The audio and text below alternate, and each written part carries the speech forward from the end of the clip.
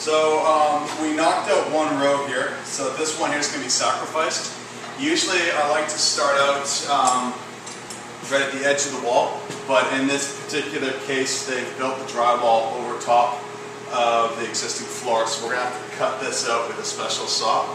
So to keep the show rolling, we like to cut out this board here with chisels, and then this is what you do to remove it. So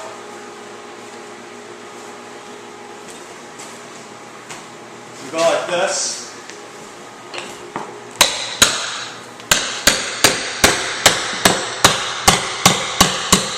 So the key, intuitively, you're going to want to push forward on this. Don't do that. Push like this. Just gently, just loosen it. And then you want to find the next nail head.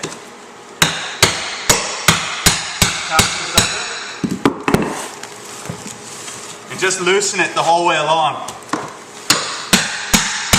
And eventually, it'll just pull up nice and even.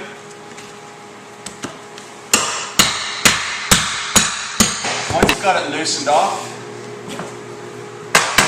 gently, gently, gently.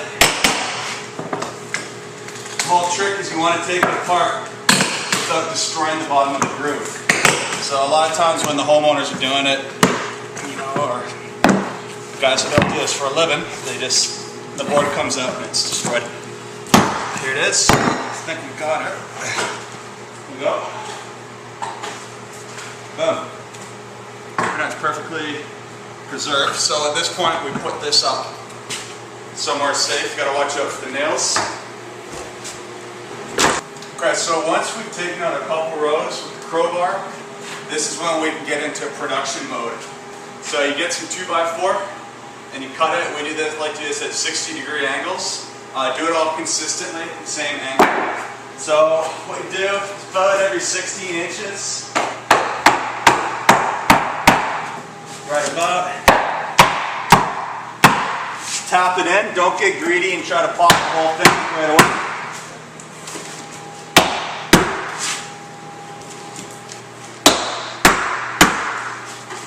So ideally, if you're doing it perfect, you're sliding it right underneath where any of these nails are. The original nails are, I should say. So usually come along like this, tap it in. And then by the time you make your way back, it should come up.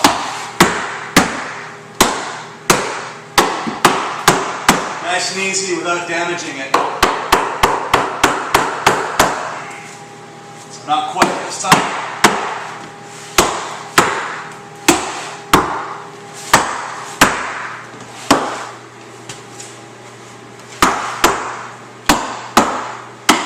So when it's up, you're going to feel it. It just pops up. The nails are all out. Bam. So these are the original nails here that they used. Sometimes they're square heads. Sometimes these ones are a little bit cheaper of a nail. See that? So anyway, back in the day, this was not a premium grade. This was the cheapest floor you could get in Vancouver, this flat grained fir. Funny thing is, nowadays, this is the most in-demand floor because there's no more of it left. Okay, so now we've got the whole floor pulled up. Here's the stack right here. These are all the nails that are in here. So now the process you got to go through. You got to go through each and every single board and pull all the nails.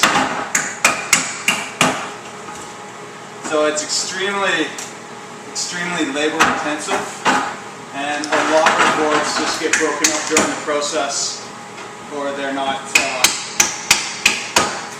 usable.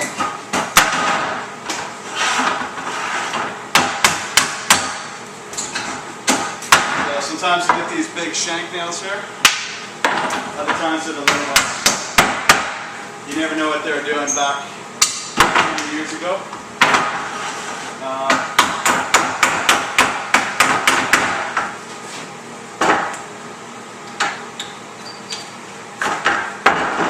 So a lot of the times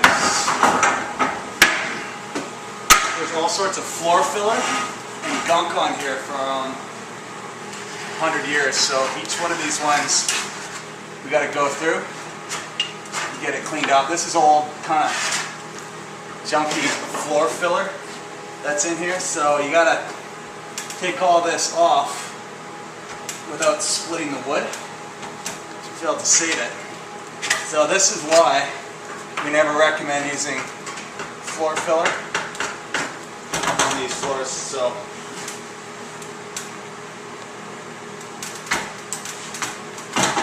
this is the process, and then after this we got to go through and trim off all the unusable pieces of the wood floor. So that's the next stage of it.